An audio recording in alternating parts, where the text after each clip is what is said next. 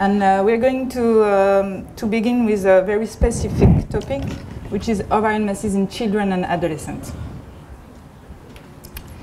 This is the plan of the talk. We first will be talking about functional cysts for a few slides. Then the major part of the topic will be organic masses and ovarian tumors. And at the end of the topic, we will talk about other masses in ovarian. So, functional ovarian cyst is the most common adnexal abnormality in children like in adult women. It is the swelling of a follicle or corpus luteum above 3 centimeters of diameter, like you can see here on these pictures. And you will see exactly the same features for children than in women adults. You can see here in features a bright T2 cystic mass, or in older children, it's just a simple cystic mass on the ovary. There are 2 peaks of incidence for cystic ovarian mass: the prenatal and first year of life because of hyperstimulation by maternal hormones, and also the peri-puberty period. So, however, it's a benign disease, it can be complicated. The usual evolution is spontaneous resolution, but it can occur some complications like rupture, hemorrhage, or torsion. The usual management is follow-up with ultrasound to confirm resolution and exclude cystic neoplasm. And rarely it will necessitate punction and evacuation. The bleeding of cysts can be asymptomatic or can lead to hypovolemic shock. And you will see on ultrasound a very complex cystic mass depending on the stage of evolution of the blood product. So you can see lace-like reticular echoes, like in these 2 pictures, or also intracystic solid clot with no blood flow on it, fluid level. And a very specific sign is the fire ring. It is a circumferential blood flow in the cyst wall. It is very typical. Other complications are rupture, as I told you before, and you will. It is a very painful complication. You will often see pelvic fluid with echoes. Another one complication is torsion. We will see it later. So let's talk about organic masses and ovarian tumors.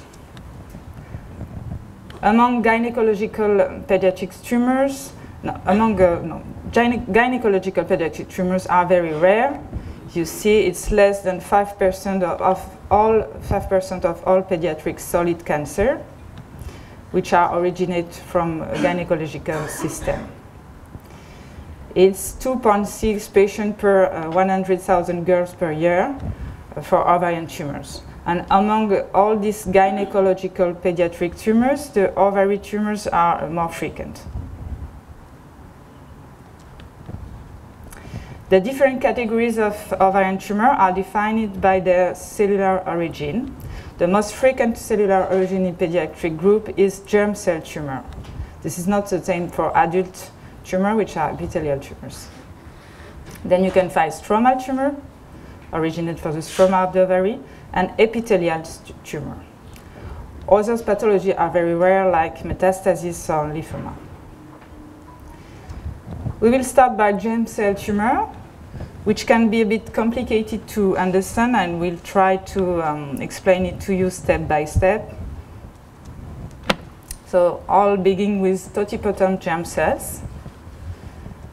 When the cells are very undifferentiated, it leads to a tumor which is called dysgerminoma. You know also the term of seminoma for testicular cancer. Then it can occur tisular differentiation, or embryonic differentiation, or extraembryonic. When it's embryonic differentiation, it can lead to embryonal carcinoma, or the one probably you must know, it's teratoma. This teratoma can be or immature or mature. And when the tisular differentiation is extra-embryonic, you can find yolk sac tumor or choriocarcinoma. Let's start with the most frequent tumor, which is mature cystic teratoma. This tumor contains tissues from all three primitive lines, ectoderm, and you will find skin, hair, teeth, mesoderm, so you will find os, cartilage, muscles, and endoderm with epithelioma. It is a benign tumor, and the biologic markers are negative. It can be bilateral up to 25%. This mature cystic teratoma is often a unilocular, well-defined cystic mass with mature tissue on it or organ component. So it is a well-defined mass, but it's a bit complex in it. What you can see in ultrasound is a diffusely or partially echogenic tumor, cystic tumor, with sometimes multiple thin echogenic bands which are hair. Sometimes you will find a posterior zone attenuation, like in this case. This is because of sebaceous material. And you can also find calcium or dental material. And something is very specific, and it's called Rokitansky nodule. It is a mural solid nodule, as you can see here. This is this part of the tumor. And this nodule can enhance. And you have to pay attention that when you find fat and calcification on the tumor, it is not predictive of 100% benignity. You can also find it in immature tumor. So let's start with a clinical case. This is a young girl of 12 years old. She complained about acute abdominal pain and vomiting. She has light fever and normal blood test. Urine analysis was impossible. This is the ultrasound. You can see a big cystic mass with a solid component. So initially, radiologists suspected an acute retention of urine on a bladder mass. She had the chance to perform a pelvic MRI.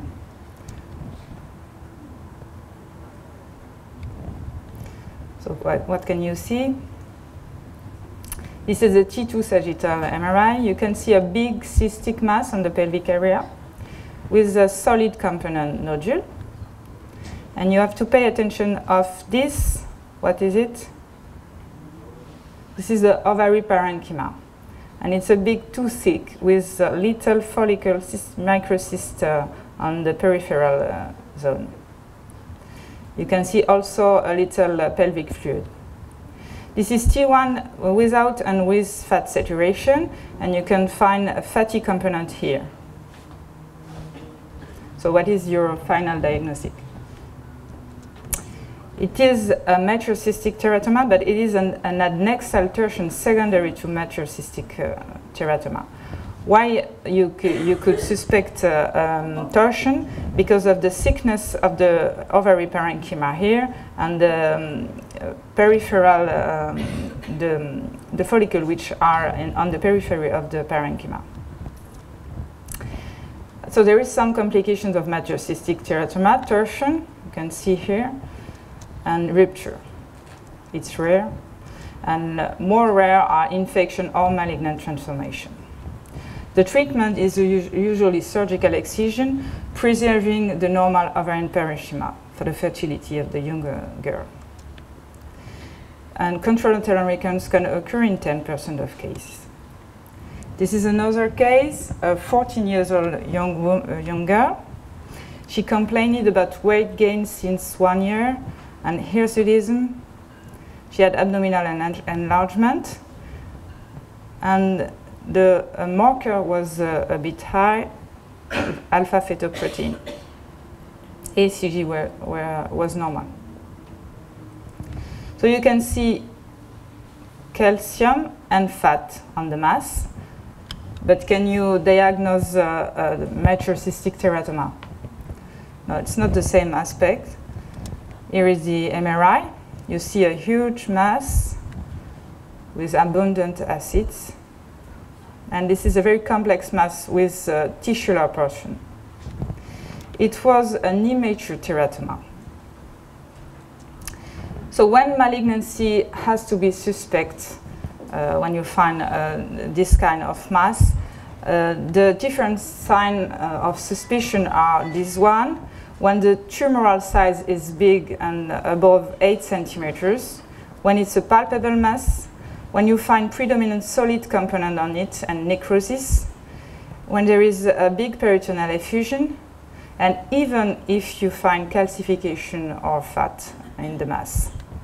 Elevated alpha-fetoprotein is not very sensitive, but it's, if it's elevated, you have to suspect malignancy. Another case of a 14-year-old girl. We discover a 20 centimeter diameter mass, and beta HCG were elevated on the serum. This is the CT scan of this girl. You can see a huge mass on the abdominal pelvic area. What you can see here is a big lymph node, adenomegaly. And you see that the mass has two components, tissular components and cystic on the back, like you can see on the MRI. Cystic component and tissular. This is the diffusion. And here you can see left ovary, which is very normal, and uterus. So this is not the very caricatural aspect of this tumor. But which diagnosis do you suspect? So you have to suspect germinal malignant tumor of the right ovary, and why not dysgerminoma? Why? Why germinal tumor? Because of the frequency in children and adolescents of this kind of ovarian tumor. Why malignant? Because of the size and the complexity of the tumor with important solid components. And why dysgerminoma? Because of its frequency in adolescent and because of beta HCG elevated markers. This is the right ovariectomy of this patient. You recognize here the cystic portion and the solid portion, and it was a dysgerminoma. So this tumor, dysgerminoma, it is the most frequent malignant ovarian tumor in children. It is more frequent in adolescents, and it can occur bilaterally. Occasionally, it spreads to retroperitoneal lymph nodes. It may be associated with gonadal dysgenesis, and in biology, you will find sometimes elevated beta HCG, like in this case. Usually, the imaging features are more like this, with multilobulated solid mass and enhanced fibrovascular septa. It may contain necrosis, hemorrhagic foci, and calcification, like in this CT scan. The treatment is ovariectomy and sometimes chemotherapy. It has a quite good prognosis. Another case here of a 10-year-old girl. She also had a big abdominal mass, cystic and tissular. This is not a simple cystic mass. You can see here the CT scan and the diffusion with high signal of the solid portion and low ADC. So what do you need to narrow diagnosis? It has to be a reflex. You need biological markers. In this case, alpha-fetoprotein was high. So I remember you this little chart. Alpha-fetoprotein is high in this kind of tumor, and it was a Yolk sac tumor. These tumors are rare and very aggressive tumors. And imaging features are very heterogeneous, but you will find malignancy signs. And you will sometimes find signs of virilization because of the alpha-fetoprotein. So in summary, for germinal tumors, there is a benign tumor, which is pure mature teratoma with no blood markers. And the most frequent malignant tumor is dysgerminoma. And in between, you will find other tumors. There are often mixed tumors, and they are very heterogeneous, either in imaging than in pathology patterns. Biological marker analysis is mandatory in children when you discover an ovarian mass.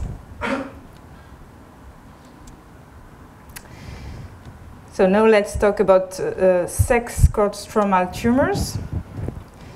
There are three kinds of this tumor origin. First, the juvenile granulosa cell tumors. It's not the same of adult type granulosa tumor. It occurs in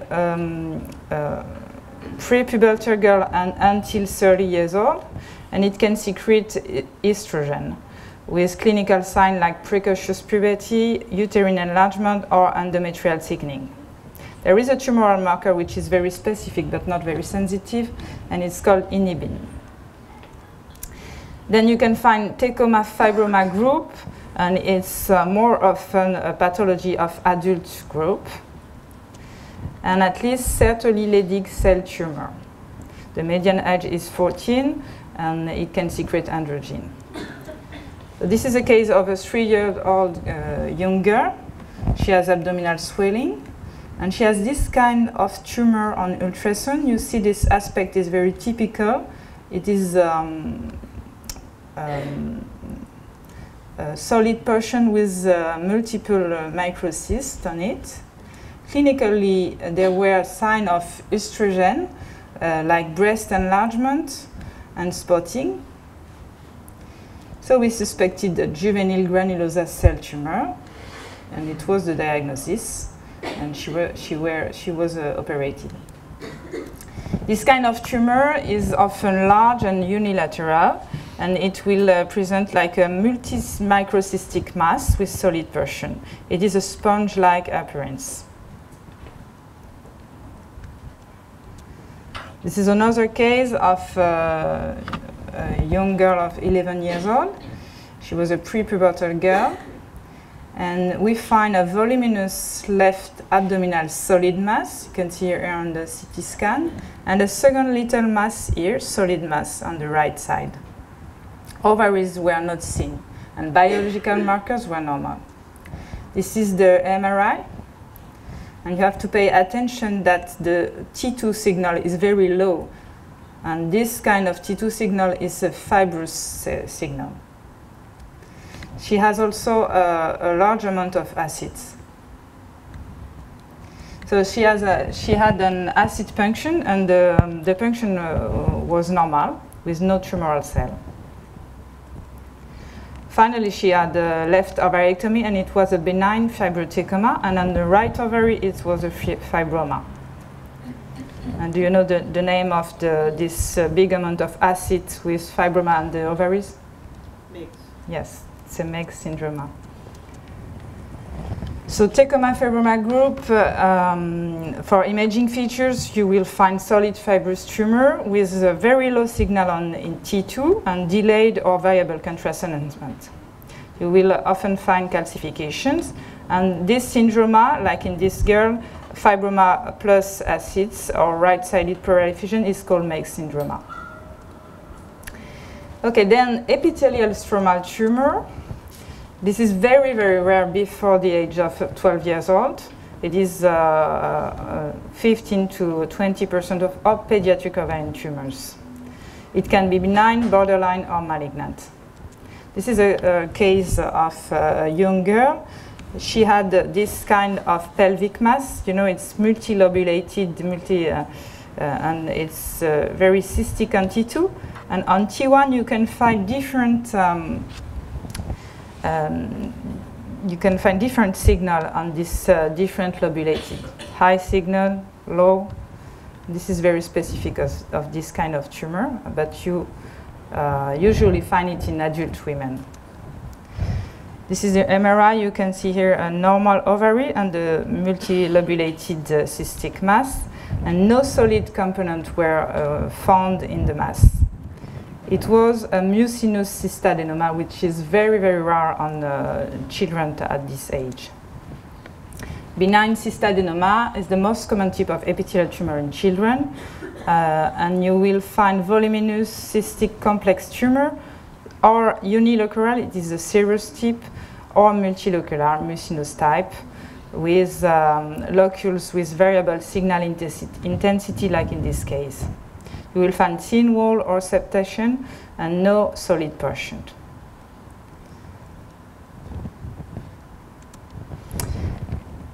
So then we will talk a little bit about other origin of ovarian masses in children. And first, ovarian torsion, which is a surgical emergency. This is a partial or complete rotation of the ovary and the supplying vascular pedicule. And then it will occur venous, arterial, and lymphatic stasis, and edema and hemorrhagic infection of the ovary, which will lead to the thickness of the ovary. There is two causes, or the hypermobility of the ovary, which, and that's happened for young women until 20 years old.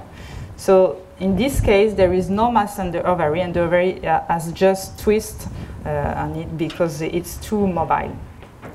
And you can also find torsion secondary to an adnexal mass. Usually it's when the mass is more than 5 centimeters diameter. Clinically, it can mimic appendicitis on children. This is the imaging features. You see here ovarian enlargement on ultrasound or on MRI. This is the big ovary, bigger than bladder. And peripherally displaced follicles. You also can see the twisted, dilated vascular pedicule, the Whirlpool sign, and the free pelvic fluid. On ultrasound with Doppler, you can find little or no intraovarian venous flow or absent arterial flow, but beware that normal vascularity does not exclude intermittent torsion. This is an example of a torsion. This little girl complained of acute pelvic pain. This is the right ovary. It's very normal. You can see pelvic fluid. And when you compare to left ovary, you see the enlargement of the ovary with a little follicle on the periphery. Another surgical emergency is extrauterine pregnancy. And you know that after puberty, any complex adnexal mass associated with positive beta HCG and empty uterus is suspected of ectopic pregnancy. You won't be able to see very often little features like in this case on the ovary.